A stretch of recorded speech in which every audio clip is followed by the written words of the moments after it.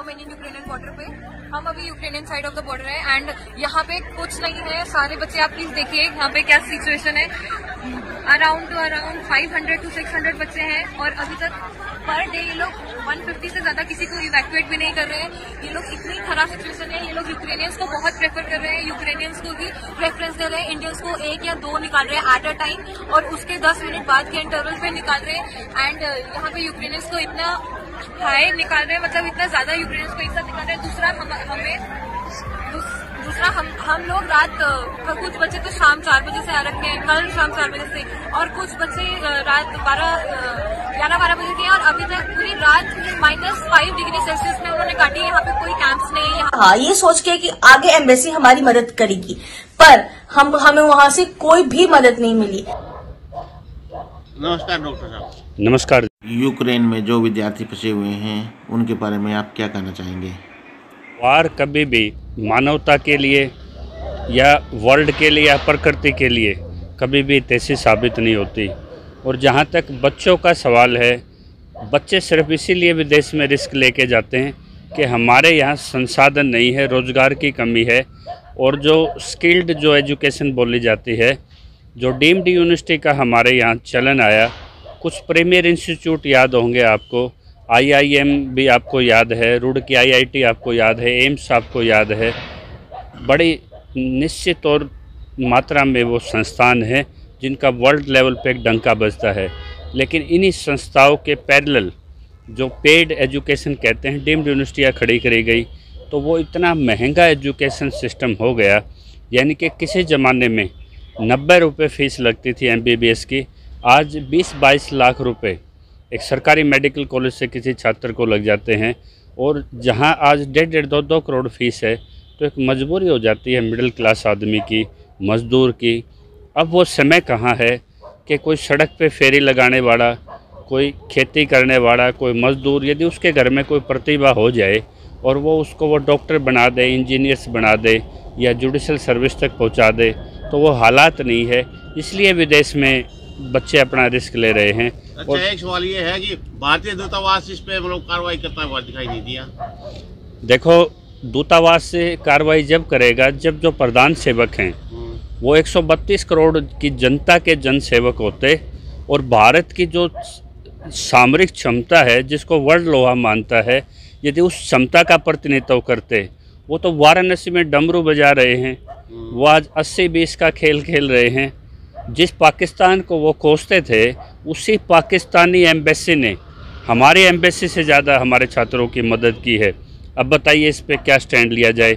दूसरा ये है कि जिन बच्चों के कैरियर, जिसका 3 साल का 4.5 साल की MBBS के दौरान 1.5 साल रह गया, जिसकी पढ़ाई आधी रह गई, अब उनके सबसे बड़ा प्रश्न उनके सामने ये है कि अगर विश्व स्तर के हमारे पास नेता होते तो वो रसिया से बातचीत, कहते हैं 20-22 मिनट की बातचीत हुई है रसिया से, वो रसिया से बात करते कि मेरे छात्र जितने यूक्रेन में हैं उनका कैरियर आप रसिया मेडिकल कॉलेजों में उनको सीट दे दीजिए, या जो भारत में जो मेडिकल स्ट्रक्चर है, ये प्रधानमंत्री का ये बयान आता कि जिसकी जितनी पढ़ाई है वो प्रोविजनल्स वहाँ से ले लें और उसके बाद की एजुकेशन मैं पूरी कराऊँगा।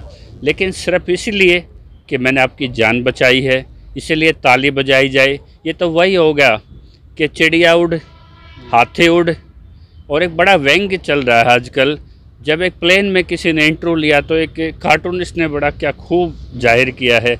उन्होंने कहा कि आपकी स्थिति क्या है, तो स्टूडेंटों ने बड़ा माकूल जवाब दिया है कि हम यूक्रेन में नहीं, हम भारत में प्लेन में फंसे हुए हैं। यानी कि जो किस विपरीत हालात में भूखे प्यासे वहाँ के फौजियों की लात, गुस्से, गालियाँ सुन के, किसी धक्के खा के किसी तरह पहुँचे हैं, उनको आप 2-3 तक या इंडिया में होस्टेज बना रहे हो, ताकि वाराणसी में प्रधानमंत्री उनके साथ बैठ के, अरे नाम भी देखो, पूर्वांचल में जब 2 चरण चुनाव बच गए तो उसको ऑपरेशन गंगा नाम दिया गया है। मतलब अवसर ढूंढ रहे। आप ये देखिए, गंगा का और इस रेस्क्यू प्लान का कहाँ संबंध है। लेकिन पूर्वांचल के पास अभी चुनाव है तो उसको ऑपरेशन गंगा नाम दे दिया गया। तो इस तरह का आप इतने असहाय, इतने कमज़ोर प्रधानमंत्री, 3 लाख संघ के कार्यकर्ताओं के प्रधानमंत्री साबित हो रहे हैं। जो भाजपा आपकी 5 राज्यों में डूब रही है उसकी चिंता आपको है। यदि वर्ल्ड लेवल के लीडर होते आप तो गुटनिरपेक्ष हमारे देश की एक वो रही है पॉलिसी हमेशा से, तो आप न्यूट्रल रहते और दोनों देश जिसमें मित्र देश भी हमारा एक शामिल है उसको साथ बैठ के आप एक बातचीत के लिए भी आगे आ सकते थे, लेकिन कहीं नज़र नहीं आया आप। तो खाली जिंदा रखना किसी का, यदि प्रधानमंत्री इस चीज़ का क्रेडिट लेते हैं कि आप जिंदा बच गए यही मदद काफ़ी है, तो जो 3 छात्र वहाँ मौत हुई है क्या उनकी जिम्मेदारी प्रधानमंत्री लेंगे कि हमारी ये डिप्लोमेसी फेलियर रहा है, उन देशों से संपर्क फेल रहा है, या तो तीनों की मौत का भी आप जिम्मेदारी लीजिए, लेकिन पहले उनके कैरियर पे कोई सरकार का रुख स्पष्ट ना होना।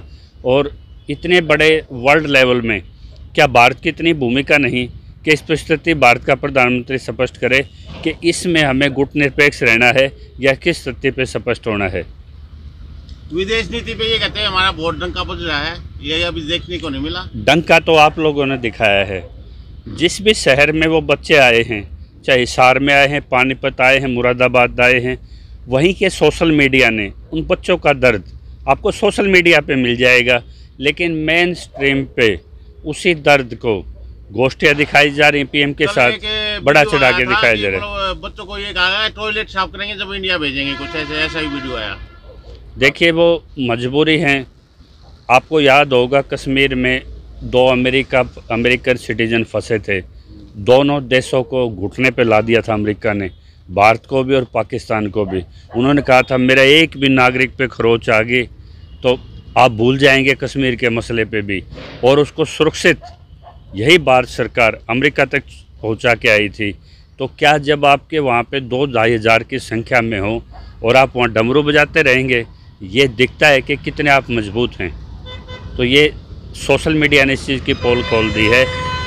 जो मेन स्ट्रीम मीडिया में भी आप देखेंगे देव भाई, जब कोई एक्सपर्ट बैठते हैं डिबेट पे, वो भी कह रहे हैं कि मिस इन्फॉर्मेशन कैंपेन काम कर रही है युद्ध की स्थिति में दिखाने, यानी कि इन्हीं के प्रायोजित जो मेन स्ट्रीम चैनल पे मिलिट्री के एक्सपर्ट ऑफिसर ये कह रहे हैं कि यहाँ भी मिस इन्फॉर्मेशन है।